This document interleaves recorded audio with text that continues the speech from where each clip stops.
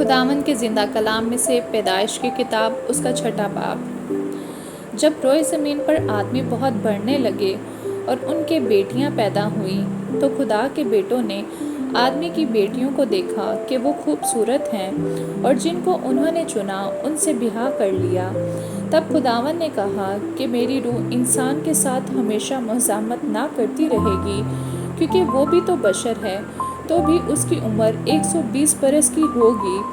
ان دنوں میں زمین پر جب باڑ تھے اور بعد میں جب خدا کے بیٹے انسان کی بیٹیوں کے پاس گئے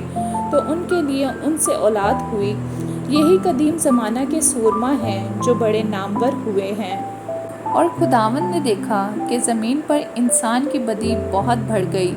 اور اس کے دل کے تصور اور خیال سدا برے ہی ہوتے ہیں۔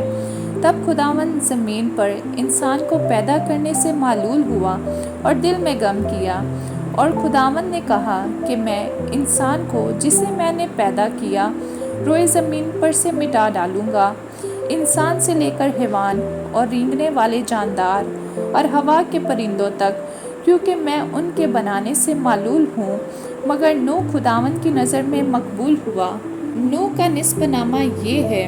نوح مرد راست باز اور اپنے زمانہ کے لوگوں میں بے عیب تھا، اور نوح خدا کے ساتھ ساتھ چلتا رہا، اور اس سے 3 بیٹے سم، حام اور یافت پیدا ہوئے۔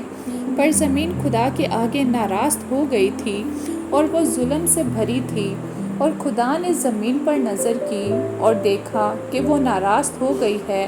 کیونکہ ہر بشر نے زمین پر اپنا طریقہ بگاڑ لیا تھا۔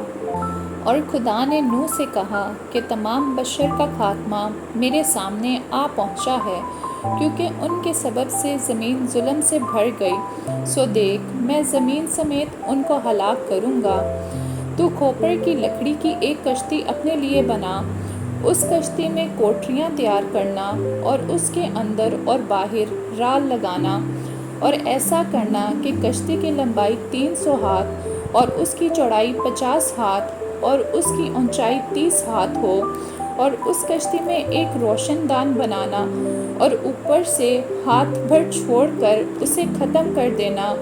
اور اس کشتی کا دروازہ اس کے پہلو میں رکھنا،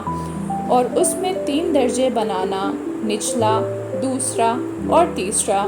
اور دیکھ میں خود زمین پر پانی کا طوفان لانے والا ہوں، تاکہ ہر بشر کو جس میں زندگی کا دم ہے دنیا سے ہلاک کر ڈالوں، اور سب جو زمین پر ہیں مر جائیں گے۔ پر تیرے ساتھ میں اپنا عہد قائم کروں گا، اور تو کشتی میں جانا، تو اور تیرے ساتھ تیرے بیٹے اور تیری بیوی اور تیرے بیٹوں کی بیویاں، اور جانوروں کی ہر قسم میں سے 2 اپنے ساتھ کشتی میں لے لینا، کہ وہ تیرے ساتھ جیتے بچیں، وہ نر اور مادہ ہوں، اور پرندوں کی ہر قسم میں سے اور چرندوں کی ہر قسم میں سے اور زمین پر رینگنے والوں کی ہر قسم میں سے 2 تیرے پاس آئیں، تاکہ وہ جیتے بچیں۔ اور تو ہر طرح کے کھانے کی چیز لے کر اپنے پاس جمع کر لینا، کیونکہ یہی تیرے اور ان کے کھانے کو ہوگا۔ اور نوح نے یوں ہی کیا، جیسا خدا نے اسے حکم دیا تھا ویسا ہی عمل کیا۔ آمین۔